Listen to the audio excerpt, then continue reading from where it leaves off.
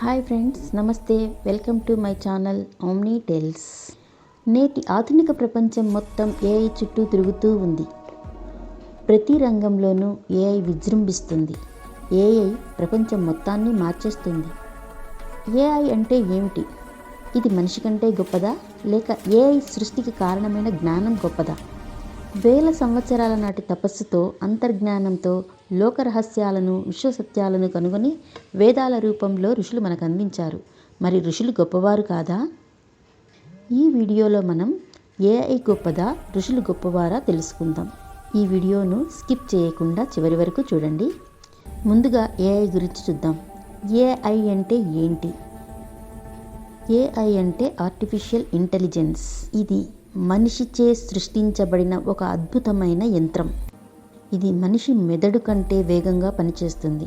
తన దగ్గర ఉన్న డేటా ఆధారంగా లక్షల బుక్స్ను సెకండ్లలో చదివి సమాచారం ఇవ్వగలదు. అంతేకాదు, ఎంతటి సమాచారమైనా, ఎలాంటి సమస్యలనైనా సెకండ్లలో ఇట్టే ఇవ్వగలదు. మనిషి యొక్క పనిని చాలా వేగవంతం చేస్తుంది. అందుకే ప్రపంచం మొత్తం ఏఐ చుట్టూ తిరుగుతూ ఉంది. ఇప్పుడు ఏఐకి ఋషులకు మధ్య ఉన్న వ్యత్యాసాలను చూద్దాం.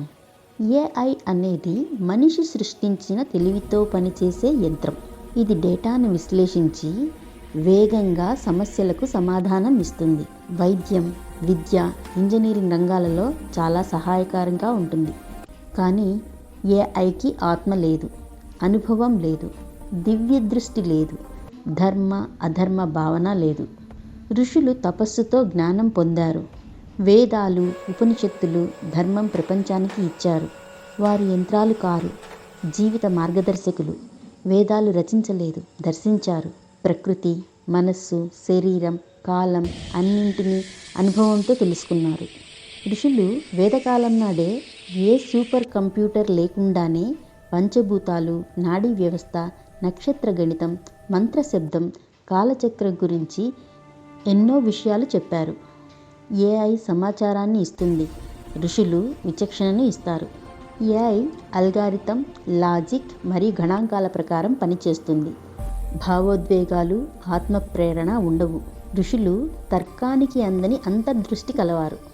భవిష్యత్తును దర్శించడం, విశ్వ రహస్యాలను గ్రహించడం వారి తపశ్శక్తి ద్వారా సాధించారు.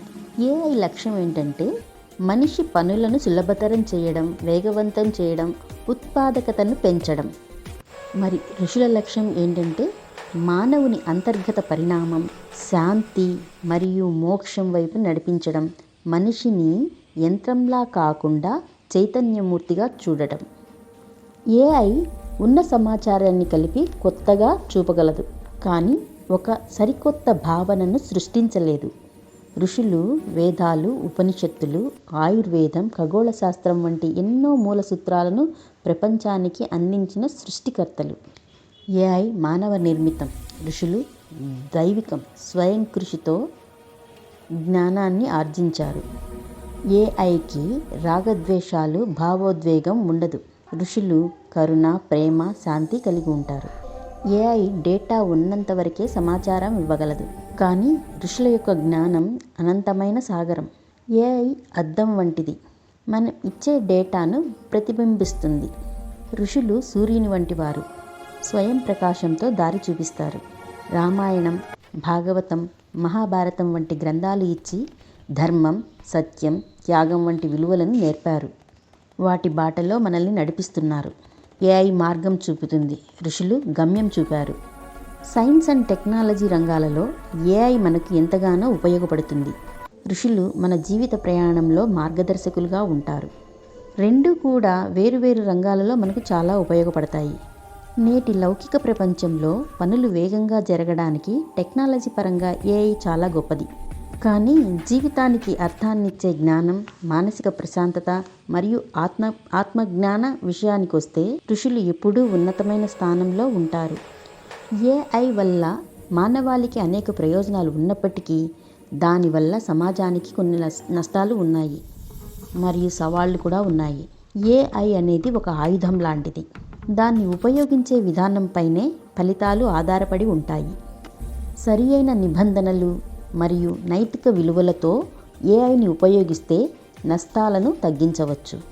మరి ఋషులు ఇచ్చిన జ్ఞానాన్ని ఏఐతో అనుసంధానించి సరైన పద్ధతిలో ఏఐని ఉపయోగించుకుందామా? ఈ వీడియో మీకు నచ్చిందా?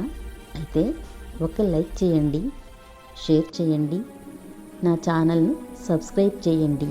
మరిన్ని వీడియోలతో కలుద్దాం. అలాగే ఏఐ గురించి మీరు ఏమనుకుంటున్నారో కామెంట్ రూపంలో చెప్పండి.